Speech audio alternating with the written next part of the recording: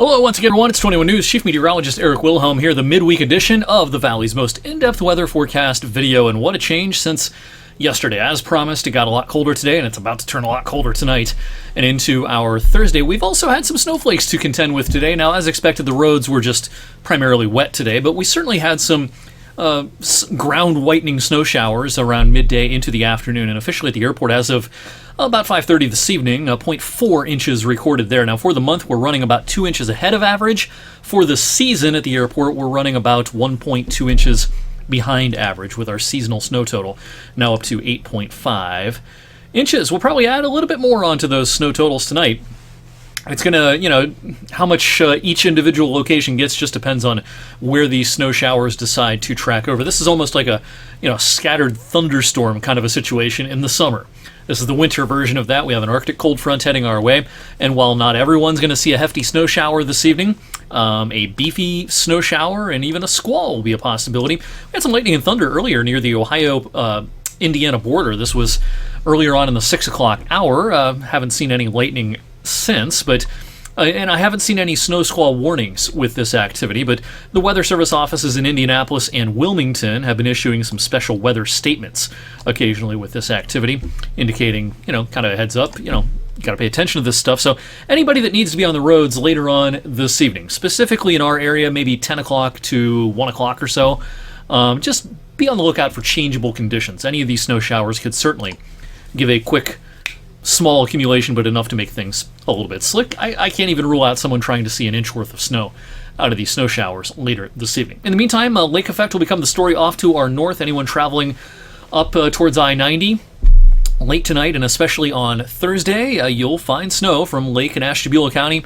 over towards Erie, over into southwestern New York. Lake effect snow warnings are out for several counties. It's a winter weather advisory for Lake and Ashtabula counties, and the lakes, are wide open for business. Now, they're not as far above the average temperature-wise as they were a couple of weeks ago, but still, Lake Erie on average is about 3 degrees warmer than typically for the 11th day of December.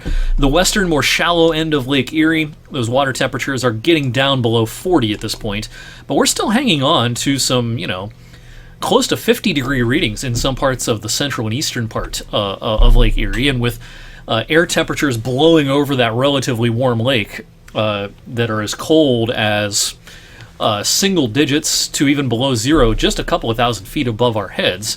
That's a recipe for some lake effect snow to certainly get going. But in our TV viewing area, we're not concerned about the lake effect, as there's too much of a southwest to westerly fetch off of Lake Erie. Our really only concern, other than the cold, as far as the snow goes, is going to be this evening. Again, specifically between about 10 and maybe 1 o'clock or so.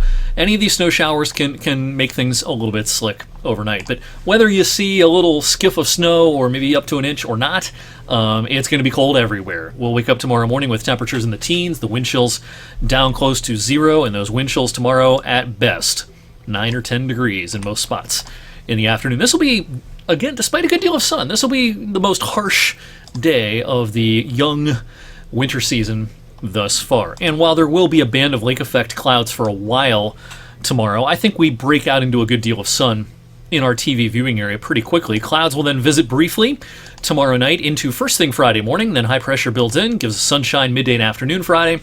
Once again, it's pretty ineffective sunshine, as it'll be a cold day.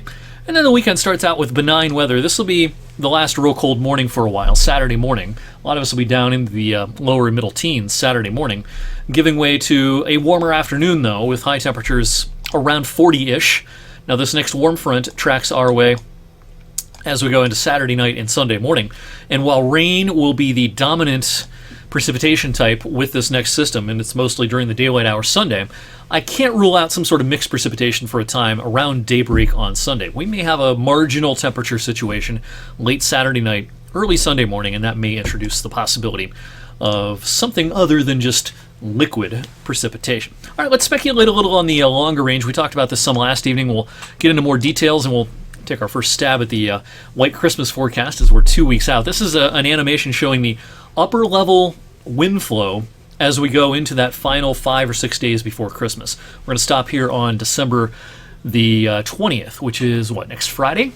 What we have going on is a fairly fast flow across the U.S., but it's getting set to become more amplified. In other words, a little more wavy as we go towards the 21st and 22nd. We got a ridge popping out west.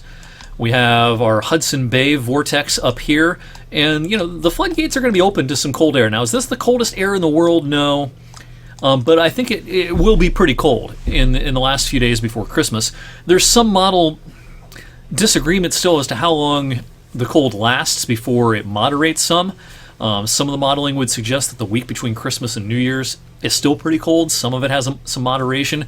I kind of lean more towards moderation, but we shall see. And this leads us into discussion of the white Christmas forecast. Now, I think there's going to be cold in the pattern in the last few days before Christmas. Will there be enough moisture meeting up with that cold to produce enough snow on the ground to give us technically a white Christmas morning? That's an inch or more of snow on the ground.